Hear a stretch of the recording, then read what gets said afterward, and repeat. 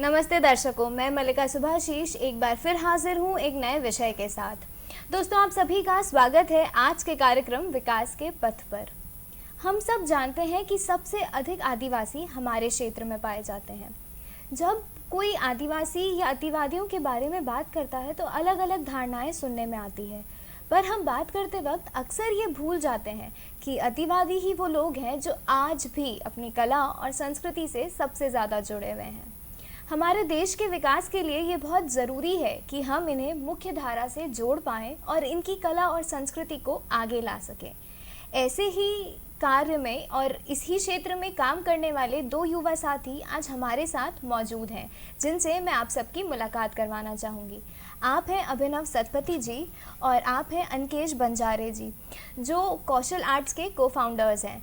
अभिनव जी और अनकेश जी, आप दोनों का स्वागत है। अभिनव जी, सबसे पहले मैं आपसे जानना चाहूँगी कि माओवादी क्षेत्र में जो डोकरा आर्ट है, जो शायद अभी तक इतना लोकप्रिय नहीं है, उसे ई प्लेटफॉर्म पर लाने का विचार आपको कैसे आया? दरअसल जब हम लोग अपने कौशल के शुरुआती दिनों में थे, हम अपने रिसर्च और सर्वे कर रहे थे, तब हमारी मुलाकात बहुत सारे कारीगरों के साथ हुई, जिनमें मुख्यतः रायगढ़ और कोंडा गांव के ही कारीगर थे। तब हमें जो मुख्य बिंदु समझ में आए, जो उनकी परेशानियां हैं, उनमें ये था कि उन्हें अपने कार्य का उचित मूल्य नहीं मिलता है। जो भी उनकी कला का कृति रहती है उसका उचित मूल्य नहीं मिलता है। साथ ही लोगों के अंदर भी इस कला के प्रति जानकारी नहीं थी। और अगर हम किसी भारत के दूसरे बड़े शहर की बात करें, जहाँ पर किसी दूसरे शॉप पर जहाँ पर डोकरा कला उपलब्ध है, वहाँ पर जो ग्राहकों द्वारा मूल्य चुकाया जा रहा है डोकरा आर्ट के लिए, वो मूल्य और जो कारीगरों तक पहुँचा जा रहा है वो मूल्य, उसमें ज़मीन आसमान का अंतर होता है। साथ ही इसके जो कंपटीशन है वो कई सारे और जो पीतल के बने हुए उत्पाद हैं उनसे भी होता है। तब हमें ये चीज़ का ख्याल आया कि क्यों ना एक ऐसा माध्यम तैयार किया जाए जिसमें कि कारीगरों के द्वारा ही सीधा जो उनकी कलाकृति है वो ग्राहकों तक पहुँचे, जिससे कारीगरों तक इसका उचित मूल्य पहुँच सके। साथ ही एक ऐसा चैनल भी क्रिएट किया जाए कि जिसमें लोगों को डोकरा कला के बारे में जानकारी प्राप्त हो सके। अंकेश जी, आपकी और अभिनव जी की मुलाकात कैसे हुई? हमारी मुलाकात एक फेलोशिप प्रोग्राम के दौरान हुई थी। ये fellowship programme school for social entrepreneurs के द्वारा आयोजित किया गया था। इसका उद्देश्य ये है कि जो ऐसे एंटरप्रेन्योर्स जो बिजनेस के साथ साथ कुछ सामाजिक उत्थान भी करना चाहते हैं, ये वैसे एंटरप्रेन्योर्स को ट्रेन करती है। तो लगभग ये 9 मंथ का प्रोग्राम होता है और इस प्रोग्राम के अंत में ही Kaushal art as a company registered हुआ था। अंकेश जी, आप बताइए कौशल आर्ट क्या है? इस कंपनी से आप मतलब ये कंपनी किस बारे में है? जी, कौशल आर्ट एक सोशल एंटरप्राइज है जिसका मूल्य उद्देश्य ये है कि आदिवासी कला को लोगों तक पहुंचाना है। साथ ही साथ इससे जुड़ी तमाम बातें, जैसे कि इसकी बनाने की प्रक्रिया हो गई, इसकी विधि हो गई, और इनसे जुड़ी छोटी जैसे कि हर एक प्रोडक्ट की अपनी एक खुद की कहानी होती है, तो वो भी लोगों तक पहुंचाना है, जिससे कि कारीगरों तक, जो कि आदिवासी कारीगर हैं, उन तक उनकी बनाई हुई कलाकृति का उचित मूल्य पहुंच सके। आप IIIT बैंगलोर और आप NIT रायपुर से ग्रेजुएटेड हैं और दोनों साइंस स्ट्रीम में पढ़ाई आपकी हुई है, तो आर्ट्स की तरफ रुझान, ये कला और इसको पहचान दिलाना, ये चीज़ों का विचार कैसे आया? अच्छा, तो इस सवाल का जो जवाब है हम दोनों का अलग अलग है। मैं पहले अपना बताना चाहूँगा। कहीं ना कहीं मुझे जो भारत का एजुकेशन सिस्टम है उसमें एक खामी नज़र आती है। हमारा जो एजुकेशन सिस्टम है उसमें बचपन से ही बच्चों को एकेडमिक्स की तरफ ज़्यादा पुश किया जाता है, और इसके चलते क्या होता है कि कुछ जो रॉ टैलेंट होते हैं बच्चों में, या यूँ कहें कि क्रिएटिविटी जो होती है वो कहीं ना कहीं दब जाती है। तो इसका एक कारण यह भी है कि इस फील्ड में अपॉर्चुनिटीज़ की कमी होना। तो कौशल आर्ट के थ्रू हम लोग यही चाहते हैं कि हम इस फील्ड में अपॉर्चुनिटीज़ क्रिएट करें, जिससे जो बच्चे होते हैं या फिर उनके पेरेंट्स इस चीज़ की चिंता ना करें इस फील्ड में आगे आप अपना कैरियर नहीं बना पाए। जी, आपका रुझान?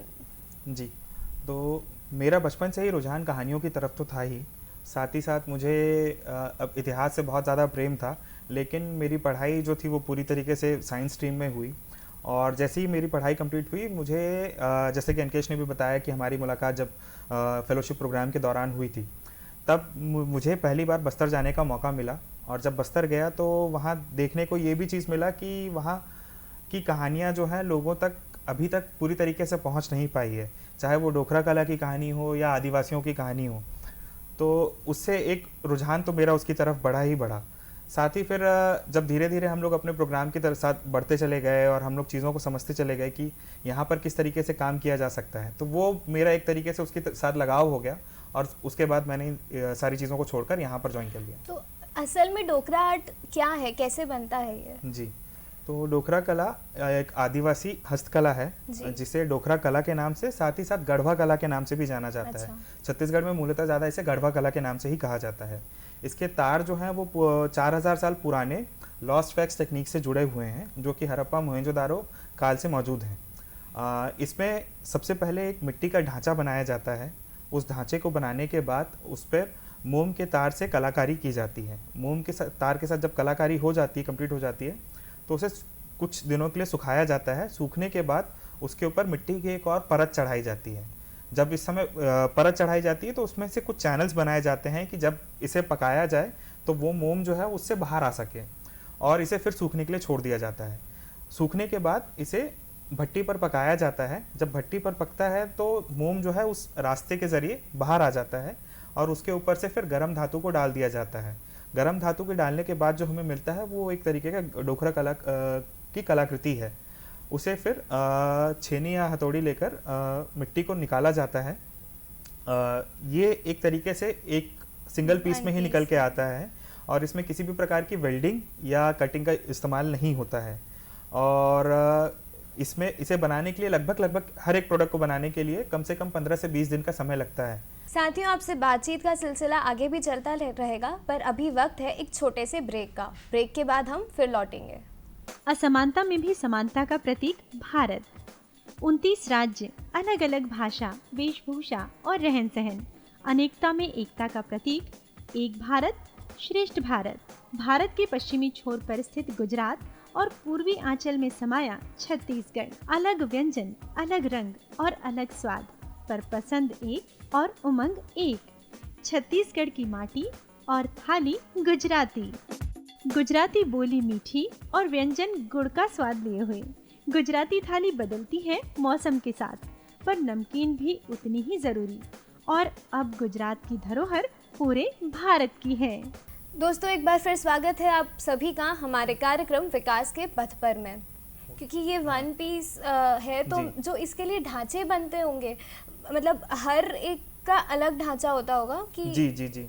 तो अगर आप किसी भी प्रोडक्ट को देखें, अगर दो समानांतर प्रोडक्ट भी किसी एक ही इंसान ने बनाए हो तो उसमें भी डिफरेंस मिलेगा। तो कोई भी कलाकृति आपको कभी भी सेम नहीं मिल सकती। यही इस कला की सबसे बड़ी खासियत है। शुरुआती दौर में आप लोगों को क्या प्लानिंग करनी पड़ी? जब कौशल आर्ट शुरू करने का आपको आइडिया आया, उस समय क्या प्लानिंग आप लोगों ने करी हुई थी या क्या आपके दिमाग में चल रहा था? किसी भी फील्ड में आप जाने से पहले सबसे पहले तो ग्राउंड रिसर्च करते हैं। तो सबसे पहले हम लोगों ने वो करा था। हम लोग बस्तर के कई इलाकों में गए थे, रायगढ़ के इलाकों में गए थे। वहाँ आर्ट के बारे में हम लोगों ने सबसे पहले जानकारियाँ एकत्रित की, और इसके बाद हम लोगों ने इस प्रोडक्ट का मार्केट में डिमांड समझा कि मार्केट में अभी इसका क्या डिमांड है और जो प्राइस आर्टिस्ट को मिल रहे हैं वो कितने हैं और जो बाहर जिस प्राइस में जा रहा है वो कितने हैं। तो ये सारी जानकारियाँ एकत्रित करने के बाद में हम लोगों ने एक छोटा सा पायलट प्रोजेक्ट किया था, जिससे हमको और भी काफ़ी कुछ समझ में आया। और जैसे लॉजिस्टिक की जो दिक्कतें थी वो हमने फेस की उस टाइम पे। फिर धीरे धीरे जैसे हम आगे बढ़े इसमें, तो ये जो सारी दिक्कतें हम लोगों ने दूर कर ली। अभिनव जी, जब हम किसी नई जगह पर जाते हैं, स्पेशली जब हम किसी गांव में जा रहे हों या पिछड़े हुए इलाके में जा रहे हों, तो वहाँ के लोग शहरी लोगों पर एकदम से यकीन नहीं करते। और फिर जब बात व्यापार की हो, बिजनेस की हो, तो सबके मन में डर रहता है।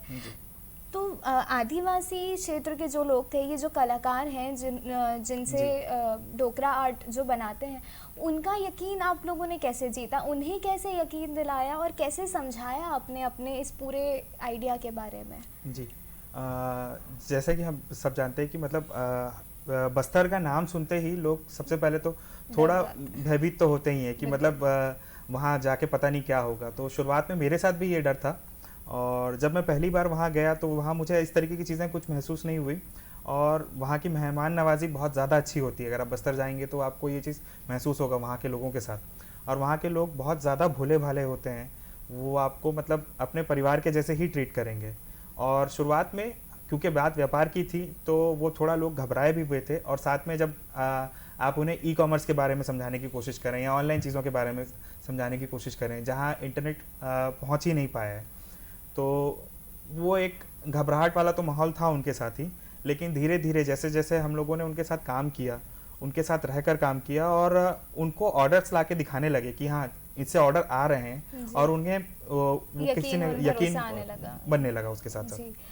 साथियों, अभी आपने अभिनव जी से समझा था कि डोकरा आर्ट असल में क्या होता है। अब हम आपको दिखाना चाहेंगे कि जो कलाकार जो डोकरा आर्ट बनाते हैं वो इसे कैसे बनाते हैं, उनसे समझते हैं हम ये।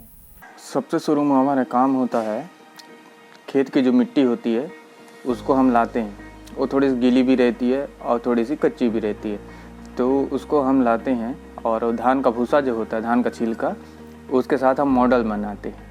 जैसा मॉडल चाहिए हमको, माड़िया माड़ीन का हो गया, जो कुछ और कुछ ऐसे कैंडल वेंडल जो भी है उसको बनाते हैं। उसको 2-3 दिन के लिए सुखा देते हैं। जैसा पूरी तरह से सूखता है उसके बाद हम अगला काम करते हैं। सूखने के बाद हम क्या करते हैं, जो नदी किनारे चिकनी मिट्टी रहती है उसको भी देखना पड़ता है बारीकी से कि कैसा वो मिट्टी है, कैसा है, उसको लाते हैं। उसके बाद सूखने के बाद हम उसके ऊपर उसको लगाते हैं। उसके बाद जो रेतमल पेपर होता है, सैंड पेपर या तो फाइल, उससे हम रगड़ते हैं उसको और बराबर फिनिशिंग करते हैं। उसके बाद उसके वही मिट्टी से हम लेप लगाते हैं, और उसके बाद ना लेप लगाने के बाद, लेप सूखने के बाद हम उसमें सेम का पत्ता घिसते हैं, जैसा उससे डस्ट निकल जाए, एकदम बाहर हो जाए। मिट्टी लगाने के बाद हम उसको शाइनिंग करते हैं, और पत्ते जो रगड़ते हैं हम लोग, उससे कलर आता है। उसके बाद हम धागा निकालते हैं मोम का। मोम से एक एक करके बारीक बारीक जो धागा रहता है उससे हम धागा लगाते हैं। उसके बाद हम क्या करते हैं, जो वैक्स निकालते हैं, जो धागा निकालते हैं, उसी से हम डिज़ाइन करते हैं। जो डिज़ाइन भी होता है, बारीक होता है, मोटा होता है, वो सब चीज़ हम डिज़ाइन करते हैं उसमें। वो जो भी होता है डिज़ाइन, उसको बस वैक्स से करते हैं, मोम से। उसके बाद हम जो नदी किनारे की मिट्टी रहती है, चिकनी मिट्टी, उसको हम कोयले का पाउडर के साथ मिला के उसमें लगाते हैं। उसके बाद सेकेंड लेयर जो होता है, हम वही मिट्टी को सादी लगाते हैं, एकदम सादा जो रहता है, उसमें कोयला वैला मिक्स नहीं रहता।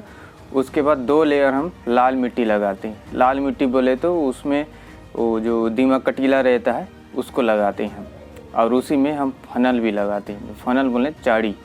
कास्टिंग करने के बाद जो होता है मिट्टी, जो जितना लेयर मिट्टी रहता है उसको हम फोड़ के हम निकाल लेते हैं और सफाई के लिए तैयारी करते हैं। जैसे कि छोटा सा सामान रहता है, उसमें कम से कम 8 दिन 2 सप्ताह तक लगता है। जैसा बड़ा सामान रहता है 5 फीट, 4 फीट, 3 फीट, ऐसा कम से कम महीना 2 महीने का समय तो लगता ही है उसमें कंप्लीट करने में पूरा। चिकनी मिट्टी लाते हैं खेत से, ला के इसका वो धान का भूसा डालते हैं। धान वाला भूसा आता है, उसको वो बारीक वाला भूसा रहने से ठीक रहता है धान का। उसको लाते हैं, इसमें डालते हैं। उसके बाद इसका सेब निकालते हैं। वो सूखने के लिए 8-10 दिन लग जाता है।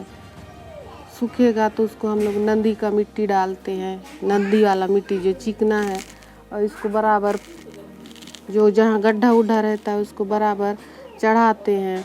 उसके बाद रेतमल कागज़ मिलता है, एक रेतमल मिलता है दुकान में, उससे फिर इसको बराबर ऐसे ऐसे शेप निकालते हैं, एकदम प्लेन। उसके बाद फिर वो मिट्टी को गीला करके ना फिर उसको ऐसे ऐसे घिसते हैं।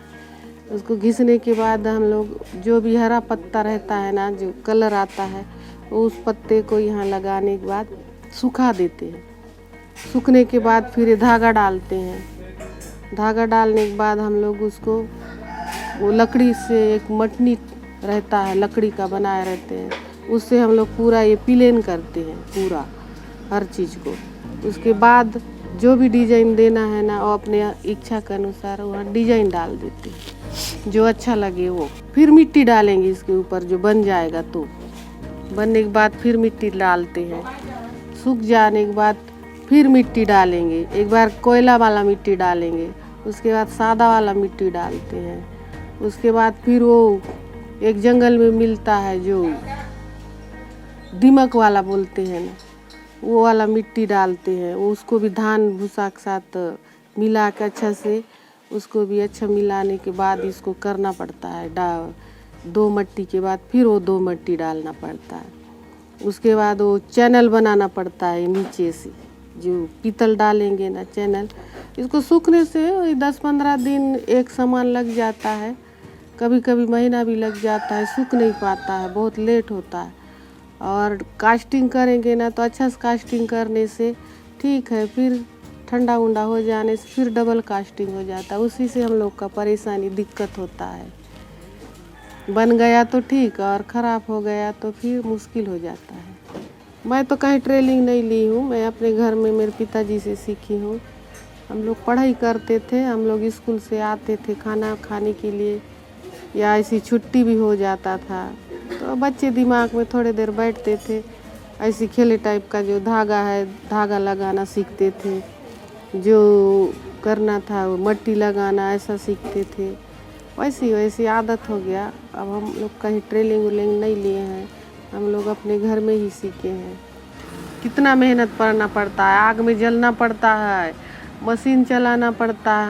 हम लोग का सबसे तो कास्टिंग में ही परेशानी होता है। अगर कास्टिंग ठीक से हो गया तो ठीक है, और उसमें ठीक नहीं हुआ तो फिर बहुत मुश्किल होता है। कास्टिंग में बहुत परेशानी है, क्योंकि आग रहता है ना, आग से कितना उसका आग आता है ऊपर में भी, और कितना परेशानी होता है। जो करता है वही जानते हैं ना। बारिश होने से ना और दिक्कत हो जाता है, क्योंकि सामान ठंडा पड़ जाएगा ना तो फिर और परेशानी हो जाता है, बहुत मुश्किल दिक्कत जाता है। छाँव रहेगा तो ही ठीक है, अगर बारिश में ढलाई कास्टिंग करना तो और ज़्यादा परेशानी है। बहुत अच्छी जानकारी हमें इससे मिली। चलिए अब आगे बढ़ते हैं। जैसे मैंने अभी आपसे पूछा कि आपको वहाँ पे उस समय किन चुनौतियों का सामना करना पड़ा, और अभी आपने खुद बताया कि ई कॉमर्स अभी अभी चलन में आया है, लोगों ने अब समझने लगा है कि एक क्लिक दबाते ही घर पे सामान आ जाता है, ऑनलाइन शॉपिंग जैसा कुछ होता है। पर इन क्षेत्रों में जहाँ इंटरनेट और टेक्नोलॉजी का इतना बोलबाला नहीं है, लोग शायद अभी जो ये ऑनलाइन पढ़ाई चल रही है उसमें भी पता नहीं कितना एनरोल हो पाते होंगे, तो उन्हें ये कैसे समझाया आपने कि आपका प्रोडक्ट ऑनलाइन जाएगा जो आप बना रहे हो, और ऑनलाइन ही लोग उसे देख सकते हैं, खरीद सकते हैं, ये सिस्टम आपने उन्हें कैसे समझाया? हमारे पास इस चीज़ के लिए तो काफ़ी शुरुआत में दिक्कतें आई थी, पर हम लोगों ने डेटा जो शुरू में एकत्रित किया था वो हमने दिखाया कि जब आपका जो प्रेजेंस है वो अगर ऑनलाइन या फिर अलग अलग लोग अगर देख पाएँ तो आपके सामान का जो डिमांड है वो ऑटोमेटिकली और भी बढ़ेगा।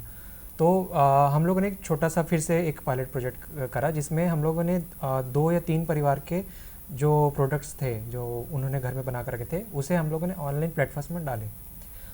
इसके 1 हफ्ते के भीतर ही उनके जो प्रोडक्ट्स हैं उनके ऑर्डर आ गए। तो इस चीज़ से फिर उनको ये समझ आया कि हाँ, अगर हम डिजिटली अगर अपना प्रेजेंस बनाते हैं तो हमारे सामान का और भी डिमांड बढ़ेगा। तो इस तरीके से फिर हम लोगों ने और परिवारों को ये बताया कि इस तरीके से हम और कर सकते हैं। धीरे-धीरे वो बात वैसे मैं आपसे ये भी जानना चाह रही थी कि जैसे अभी शुरुआत की बात में आपने बताया कि दूसरे शहरों में जहाँ डोकरा आर्ट सेल होता है वहाँ पे कस्टमर जिस रेट पे, ग्राहक जिस रेट पर उसे खरीदते हैं और कलाकार जिस रेट पर उसे बेचते हैं उसमें बहुत अंतर होता है। इसका कारण जो मैं समझती हूँ वो मिडल मैन का रोल होता होगा। तो कौशल आर्ट जो आप लोगों ने प्लेटफॉर्म बनाया है इसमें मिडल मैन का कोई रोल नहीं है? जी, तो जो हमारे साथ जितने भी कारीगर जुड़कर काम कर रहे हैं वो पूरी तरीके से स्वतंत्र हैं। उनके पास दूसरी जगह से भी ऑर्डर आते हैं। कौशल उन लोगों के लिए एक ज़रिया है जिसमें वो अपने प्रोडक्ट्स सीधा ग्राहकों तक पहुंचा सकते हैं। उससे जो भी मुनाफा होता है वो 70% जो है वो कारीगरों तक वापस पहुंच जाता है। 30% जो है वो हमें पैकेजिंग पर ध्यान देना है, साथ ही साथ प्रोडक्ट की फ़ोटोग्राफी और उसकी जो लिस्टिंग वगैरह करनी है उसके लिए जो समय जाता है वो उसके लिए ही यूज़ किया जाता है। साथ ही साथ हमारी कोशिश ये भी है कि हम डिजिटल लिटरेसी भी बढ़ाएं वहाँ पर कारीगरों तक। उन्हें पेटीएम वगैरह, गूगल पे वगैरह भी यूज़ करना सिखा रहे हैं धीरे धीरे से। और ट्रेनिंग के ज़रिए चरणबद्ध तरीके से उन्हें और भी सारी चीज़ें सिखाते जाएंगे, जिससे कि उनकी निर्भरता बाकियों पर कम हो और वो खुद से ही अपनी मार्केटिंग कर सकें। जब आप लोग वहाँ ट्रेनिंग के लिए जाते हैं तो जब उनसे बातचीत होती है तो आप लोग को क्या कुछ मुश्किलें हैं जो आप लोग उस समय जिनका सामना आप लोग को करना पड़ता है उन्हें समझाने में या उनसे बात करते वक्त? सबसे पहले तो जैसा अभी इन्होंने बताया कि जो डिजिटल लिटरेसी है वो अभी कम है वहाँ पर, तो उन्हें यही बताना कि हो सकता है कि इसमें आपका जो प्रोडक्ट है सामने वाले कस्टमर को पसंद ना आए और वो आपके पास रिटर्न आ सकता है। तो ये बताना भी, ये समझना भी अपने आप में काफ़ी चैलेंजिंग है। तो जैसे जैसे हम आगे काम कर रहे हैं तो ये चीज़ उनको अब उससे यूज टू हो गए हैं कि हाँ, अगर सामान जा रहा है तो उसके 10 से 15 दिन के बाद आपके पास पेमेंट आएगा, और फिर अगर रिटर्न होता है इन केस में तो वो रिटर्न के लिए भी एग्री करते हैं, क्योंकि उन्हें पता है कि अगर हम लोग इस पर कंटिन्यू करें तो हमारे पास ऑर्डर ज़्यादा होंगे आगे। सरकार के द्वारा आप लोगों को क्या सहायता मिली? मतलब किसी पल ऐसा हुआ कि आपको सरकार की ज़रूरत पड़ी हो तो उन्होंने क्या योगदान दिया आपके इस इनिशिएटिव के लिए? जी, सरकार के द्वारा जो अगर आप देखें तो जो हम एक इंक्यूबेशन सेंटर में ही हैं, हमारा ऑफिस जो है, जो कि सरकार द्वारा ही चलाया जाता है, अटल इनोवेशन सेंटर जो है छत्तीसगढ़ का 36 INC के नाम से, हमारा ऑफिस वहीं पर है। हमें वहाँ पर रेगुलरली मेंटरशिप वगैरह भी मिलती है लोगों के ज़रिए, और एक अच्छा नेटवर्क भी मिला है जिससे कि हम लोग लोगों तक पहुँच पाए हैं और अपने मॉडल को और निखारते भी चले गए हैं। अभी फ़िलहाल आप लोग कितने परिवारों से जुड़े हुए हैं? शुरुआत जब हमने की थी तब हम रायगढ़ में तकरीबन 10 परिवारों के साथ काम कर रहे थे। उसके बाद कोंडा गांव के क्षेत्र में, उस क्लस्टर में हम लोगों ने 20 परिवारों के साथ और काम किया, तो तकरीबन हम लोग 30 परिवार के साथ में हम लोग जुड़े हुए हैं, उनके साथ काम कर रहे हैं। लगभग अभी 30 परिवारों के साथ आपका काम चल रहा है। कौशल आर्ट से जो चीज़ें हमारे दर्शकों को अगर मंगवानी हो तो आप लोग कौन कौन से प्लेटफॉर्म से जुड़े हैं? जी, तो कौशल आर्ट की तो खुद की एक वेबसाइट भी है जिसका नाम kaushalart.com है। आप लोग वहाँ से भी ऑर्डर कर सकते हैं। साथ ही साथ हमने अमेज़ॉन का एक और इनिशिएटिव है, अमेज़ॉन कारीगर के नाम से, जिसमें वो हैंडमेड प्रोडक्ट्स को ही ज़्यादा प्रमोट करते हैं, तो उस पर भी प्रोडक्ट्स लिस्टेड हैं। साथ ही साथ फ्लिपकार्ट और इट्सी पर भी प्रोडक्ट्स लिस्टेड हैं। साथियों, जब बात मेड इन इंडिया की चल रही हो तो ये सच में कितना अच्छा लगता है कि हमारे क्षेत्र की इतनी लोकप्रिय कला अब सामने आ रही है और दूर देशों से या हमारे ही देश के अलग अलग शहरों से लोग इन्हें मंगवा रहे हैं। अभिनव जी और अंकेश जी, आप दोनों से बात करके बहुत अच्छा लगा। अपना कीमती समय हमें देने के लिए धन्यवाद। साथियों, उम्मीद करती हूँ आप सभी को आज का कार्यक्रम अच्छा लगा होगा। एक बार फिर हम लौटेंगे एक नए विषय के साथ। तब तक स्वीकार कीजिए मेरा नमस्कार।